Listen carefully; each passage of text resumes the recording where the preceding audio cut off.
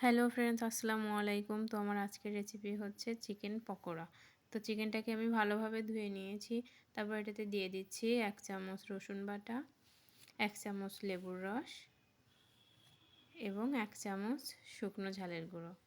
এবার এটাকে আমি দিয়ে সুন্দরভাবে মাখিয়ে নেব।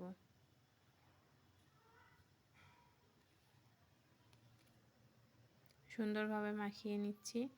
এই যে এবার এটাকে আমি সুন্দরভাবে ম্যারিনেট করে আধা ঘন্টা রেস্টের জন্য রেখে দেব।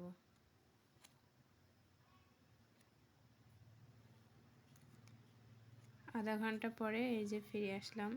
এবার এটাতে আমার লাগবে হচ্ছে লবণ, জিরে গুঁড়ো, গরম মশলা গুঁড়ো, হলুদ গুঁড়ো আর বিরিয়ানি মশলা। তারপর লাগবে বেসন, পেঁয়াজ কুচি।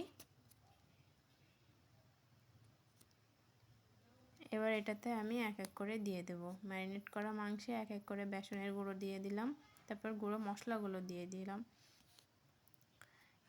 এই যে সবগুলোকে দিয়ে একসাথে এবার সুন্দর করে একটা ব্যাটার তৈরি করব।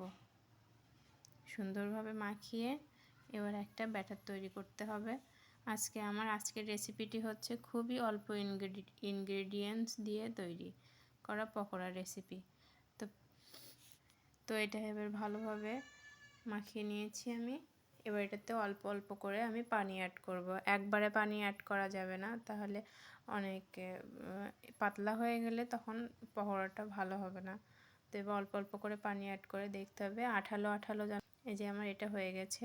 তারপর আমি চুলোটা অন করে দিয়েছি। চুলোতে কড়াইটা বসিয়ে দিলাম। তারপর কড়াইটা গরম হওয়া পর্যন্ত অপেক্ষা করব। আমাদের সব সময় মনে রাখতে হবে কড়াইটা গরম হওয়ার পরে তারপরেই আমাদের তেল দিতে হবে, না হলে আমরা যাই করি না কেন তলায় লেগে যাবে। তো এই যে কড়াইটা গরম হয়ে গেছে, এবার আমি আস্তে আস্তে তেল দিয়ে দিচ্ছি, পরিমাণ মতো তেল।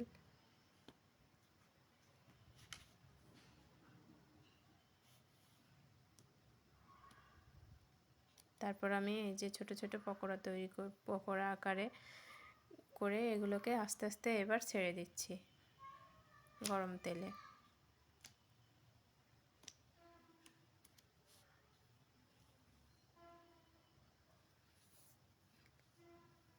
এক এক করে সব পকোড়াগুলোকে আমি দিয়ে দেব।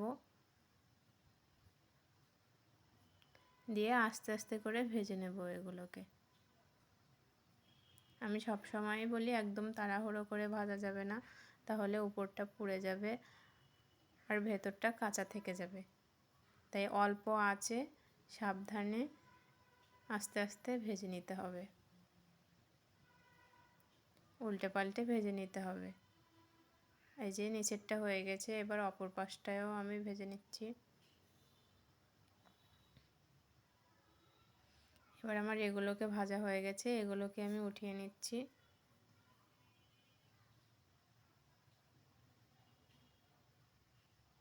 একইভাবে বাকিগুলোও আমি ভেজে নিচ্ছি।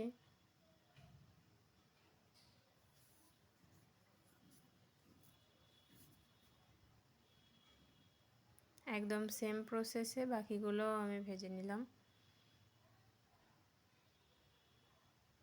এবার এগুলোকে আমি উঠিয়ে নিচ্ছি।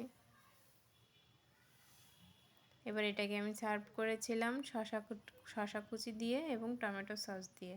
এটা খেতে কিন্তু দারুণ হয়েছিল। আপনারা বাসায় অবশ্যই ট্রাই করবেন এবং কেমন হয়েছে আমাকে কমেন্ট করে জানাবেন। খুবই অল্প ইনগ্রেডিয়েন্টস দিয়ে তৈরি করেছি আমি আমার আজকের পকোড়াগুলোকে। এগুলো সবাই তৈরি করতে পারবেন, একদম সিম্পল। তো আজকে এই পর্যন্ত। ধন্যবাদ সকলকে।